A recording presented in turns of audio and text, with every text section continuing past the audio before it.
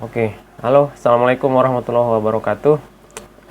Kita akan lanjutkan tentang materi matematika SMP ya, kelas 8. Kalau minggu kemarin kita sudah bahas tentang pengertian fungsi sama notasinya dan segala macamnya ya. Jadi pertemuan minggu lalu itu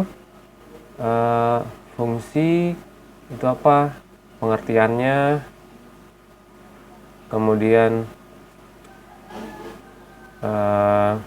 notasinya gitu ya. Nah, sekarang kita akan bahas masih tentang fungsi, yaitu tentang tabel fungsi ya. Tabel fungsi dan grafik fungsi. Nah, tabel fungsi dan grafik fungsi. Jadi kalau kita punya fungsi, contohnya fungsi ini misalnya fx sama dengan x plus 3. Nah, maka kalau kita disuruh membuat buatlah tabel fungsinya, maka gimana caranya? Oke, misalnya di sini kita buat tabelnya ya. Di sini x-nya, di sini fx-nya. Fx-nya berapa nih? X plus 3. Nah, jadi kita kalau di x-nya ini membuat bebas saja berapa titiknya, tapi harus berurutan ya. Misalnya kita mulai dari min 3, nanti di sini min 2, di sini min 1, kemudian 0, 1, 2, 3. Nah, sedangkan fx-nya ini berapa? Nah, kita masukkan x-nya ini ke dalam fungsi x plus 3 gitu ya.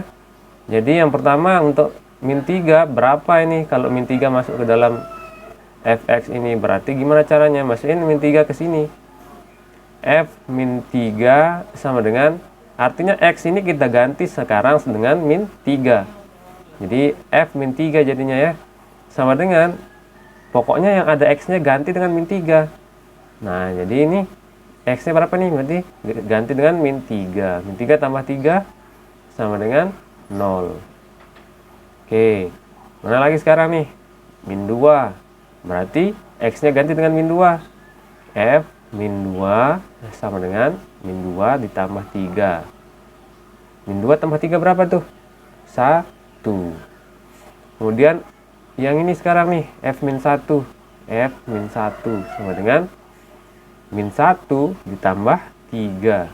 Intinya adalah kita ganti x-nya dengan yang ini, yang di sini ya. Berapa nilai x-nya? Berapa min 1 tambah 3? 2. Kemudian F0. F0 sama dengan 0 ditambah 3 sama dengan 3. Sekarang x-nya sama dengan 1. Berarti F1 sama dengan 1 ditambah 3. Berapa tuh? 4. Berarti yang sekarang adalah F2. F2 sama dengan 2 ditambah 3. Berapa 2 tambah 3? 5. F3 berarti 3 ditambah 3 berapa? 6. Nah, jadi seperti ini nih. Jadi kalau kita mau buat yang lebih sederhana, kalau x-nya segini, kemudian fx-nya segini, maka kalau masukin min 3 hasilnya 0 ya, ini ya. Kalau min 2 ini hasilnya 1.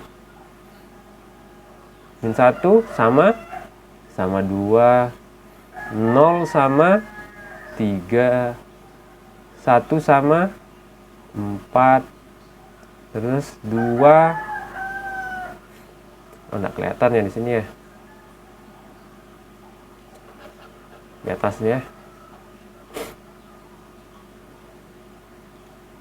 Oke, di sini aja nih x, di sini fx. Berarti berdasarkan tabel yang ini, kalau min 3 itu pasangannya berapa? 0 ya. Kemudian min 2 pasangannya 1, min 1 pasangannya 2, 0 pasangannya 3, kemudian 1, 4, 2, 5, 3, 6. Nah, jadi kita dapat tabel fungsinya adalah seperti ini. Kalau X-nya min 3, fx-nya 0. Gimana caranya? Kok bisa seperti itu? Karena kita masukkan X ini ke dalam fungsi fx ya. Min 3 masukin ke sini jadinya min 3 tambah 3. Min 3 tambah 3 sama dengan 0. Nah, gitu dan seterusnya. Nah, inilah yang namanya tabel fungsi. Oke. Jadi pasangannya ini ada min 3 sama 0, min 2 sama 1, min 1 sama 2. Ini pasangannya ya. Nah, sekarang grafik fungsi. Grafik fungsi. Grafik fungsi itu berarti kita memasangkan atau menggambar di dalam sumbu kartesius fungsi yang sudah kita buat tabelnya tadi, gitu ya. Nah, ini sumbu kartesius, sini Y, sini X. Sudah kemarin kita pelajari kan di pertemuan yang lalu, sumbu kartesius itu apa? Nah, berarti yang tadi kita pasangkan ke sini. Kita ingat-ingat dulu ya, di sini fx, di sini x ya. Kalau min 3 tadi berapa? 0. Kalau min 2 1, min 1 2, 0 3, 1 sama 4, 2 sama 5, 3 sama 6. Nah, ini pasangannya nih. Berarti kita pasangkan ini sekarang. Kita buat plot di grafik ini. Min 3 sama 0, berarti min 3 mana nih? X-nya min 3, Y-nya 0. X-nya min 3, berarti min 1, min 2, min 3 ya. Jadi X-nya min 3, Y-nya berapa? 0. Karena kalau 0 itu berarti di sini ya. Kalau 1 kan ke atas, kalau min 1 ke bawah Y-nya ya. Kalau 0 berarti tetap di tengah. Berarti di sini dia titiknya nih ya, min 3,0. Sekarang min 2,1. Min 2, X min 2, Y-nya 1. Berarti di sini ya. Nah, ini kan pasangannya nih. Sekarang min 1,2. X-nya min 1, Y-nya 2. 2 itu di atas ya. Berarti ini min 1,2. Sini nih ya. Kemudian 0,3. X-nya 0. X-nya 0. Y-nya 3. Y-nya ke atas ke bawah? Ke atas ya kalau 3. Berarti sini 3 nih. Tapi X-nya 0. Berarti tetap di tengah. Nah. Kemudian X-nya 1. Berarti X-nya 1 di sini. Y-nya 4. 4 tuh di atas ya. Nah, ini berarti nih 1,4. Nah, gini. Kemudian 2,5. X-nya 2. Y-nya 5. Ini 5 di sini. Nah. Ini jadinya ya, titiknya 2,5. Kemudian X-nya 3, Y-nya 6, 3,6. Sini 3 X-nya, Y-nya 6. Oke. Ini nih. Sekarang tinggal kita hubungkan nih titiknya nih dengan garis ya. Ya, kira-kira seperti ini. Jadi, ini namanya apa? Grafik fungsi f sama dengan fx sama dengan x plus 3. Jadi grafiknya gimana gambarnya fungsi fx plus 3? Seperti ini ya. Gimana caranya kita gambar seperti ini? Pertama buat tabelnya dulu ya. Buat tabel. Baru buat grafik fungsi. Oke. Nah, kita lanjut materi berikutnya yaitu